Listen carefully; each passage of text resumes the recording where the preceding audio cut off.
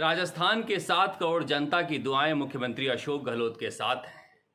सभी उम्मीद कर रहे हैं कि जल्दी से जल्दी ठीक होकर वो हमारे बीच पहले की तरह सक्रिय रहेंगे। सभी लोग ईश्वर से यही कामना कर रहे हैं, क्योंकि संकट की इस घड़ी में मुख्यमंत्री अशोक गहलोत की ज़रूरत पहले से ज़्यादा है। कोरोना मौत बनकर कहर ढाने लगा है।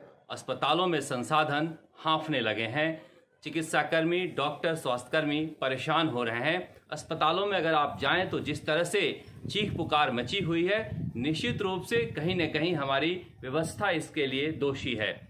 बताया जा रहा है कि चाहे निजी अस्पताल हो या सरकारी अस्पताल हो, ज़्यादातर स्वास्थ्यकर्मी, डॉक्टर कोरोना पॉजिटिव हो गए हैं। वो थक चुके हैं। वहाँ पर हालात ऐसे हैं कि दिन भर यही फ़ोन आता है कि एडमिट तो हो गए हैं, कोई संभालने वाला नहीं है, कोई डॉक्टर नहीं आ रहा है, कोई देखने वाला नहीं है।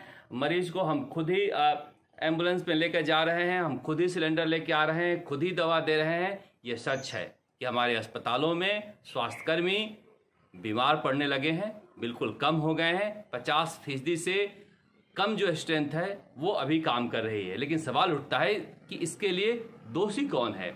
जब कोरोना का पहला अटैक हुआ था, पहली लहर आई थी, तब राज्य सरकारों ने अचानक से भर्तियां खोल दी थी। सबसे ज़्यादा भर्ती स्वास्थ्य विभाग में खोली गई थी। और जैसे ही कोरोना का लहर कहर धीमा पड़ा, सरकार भूल गई। और यही वजह है कि आज स्थिति हो रही है कि अस्पतालों में स्वास्थ्यकर्मी नहीं है। आप देखिए, CHO की वैकेंसी है 7,810 पोस्ट है। एग्जाम का नोटिफिकेशन जो है 31 अगस्त 2020 को निकला था, और उसके बाद से डॉक्यूमेंट वेरिफिकेशन हो गया, सब कुछ हो गया है। स्क्रीनिंग टेस्ट लेने के बाद 2 गुना सफल अभ्यर्थियों को बुला भी लिया गया। कोर्ट ने 9 अप्रैल को रिजल्ट जारी करने के लिए कहा था, मगर अभी तक नहीं जारी हुआ है। अगर ये रिजल्ट जारी होता तो हमारे स्वास्थ्य विभाग को कम से कम 7,810 CHO मिल गए रहते। ये अकेला पद नहीं है। देखिए, जिस तरह की परेशानियां हो रही हैं कि पैरामेडिकल स्टाफ नहीं है। ECG टेक्नीशियन संवर्ग की सीधी भर्ती के लिए 2020 में 195 पदों पर यह भर्ती निकाली गई थी, लेकिन अब तक यह भर्ती पूरी नहीं हो पाई। और हालत यह है कि अस्पतालों में जब कोरोना के समय सबसे ज़्यादा इसकी जांच की ज़रूरत है, स्वास्थ्यकर्मी कम हैं। 11 महीने बीत चुके हैं, मगर सीधी भर्ती का अंतिम परिणाम जारी नहीं हुआ।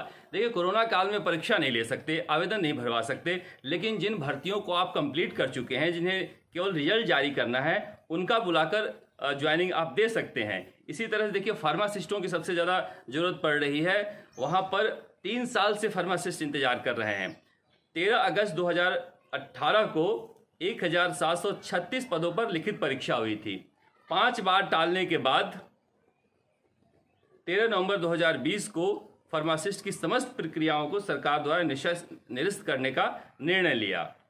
अभी अगर 2,369 पदों को जोड़कर विज्ञप्ति के 4,105 पदों पर लिखित परीक्षा के माध्यम से भर्ती कराना था, लेकिन अब तक ये संभव नहीं हो पाया है। तो फार्मासिस्ट की समस्या भी इसी तरह से बनी हुई है।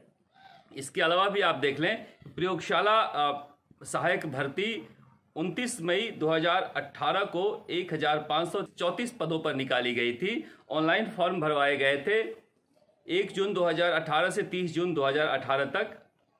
ये प्रक्रिया करीब करीब पूरी हो चुकी है। उसके बावजूद अभी तक इन पदों पर भर्ती नहीं हुई है। 2018 की प्रोविजनल सूची आज तक जारी नहीं हुई है। तो प्रयोगशाला सहायक सबसे ज़्यादा ज़रूरी है इन दिनों जांच के लिए। और वहाँ पर कल की बात है, हमारे एक सहकर्मी 3-4 जगह गए सरकारी जांच केंद्रों पर, जहां पर कोई सहायक कर्मी उपलब्ध नहीं था। वो दिखाता है कि कितनी ज़्यादा ज़रूरत है स्वास्थ्य सेवाओं में लोगों की। इसी तरह से नर्सों की बात करें, सबसे ज़्यादा नर्सिंग कर्मी क्योंकि समस्या आ रही है अस्पतालों में। 2013 में ANM के लिए 12,278 पद पर भर्ती निकाली गई थी, जिसमें 6,719 पद रिक्त हैं। इसी तरह से GNM की 15,773 पदों पर भर्ती निकाली गई थी, 4,514 पद रिक्त हैं। इनमें कुछ नहीं करना है, जो मेरिट सूची बनी हुई है सरकार उन्हें बुलाए और उनको नौकरी पर रख ले। सरकार की सारी समस्याएं दूर हो जाएगी। इस बारे में जब 15 फरवरी से 23 फरवरी तक बेरोजगारों ने 22 गोदाम सर्किल पर आंदोलन किया था, तो खुद चिकित्सा राज्य मंत्री सुभाष गर्ग आधी रात को आए थे और बेरोजगार संघ के जो अध्यक्ष हैं उपेंद्र यादव, उनके साथ उन्होंने समझौता किया था, लिखित में दिया था कि हम इन भर्तियों को जल्दी पूरी करेंगे। ये सारी भर्तियां पिछली बार के कोरोना काल की थीं, लेकिन सरकार की लापरवाही से या फिर सरकार ने समझा कि कोरोना तो चला गया, अब इन लोगों को नौकरी देकर क्या फायदा है।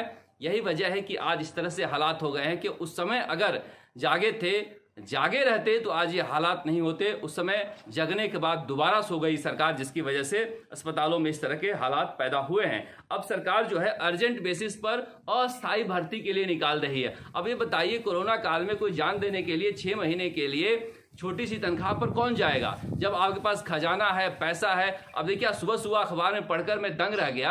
अखबार में लिखा हुआ था कि 550 बसें हम खरीदने जा रहे हैं जल्दी, जिसमें से सेमी डिलक्स बसें भी हैं।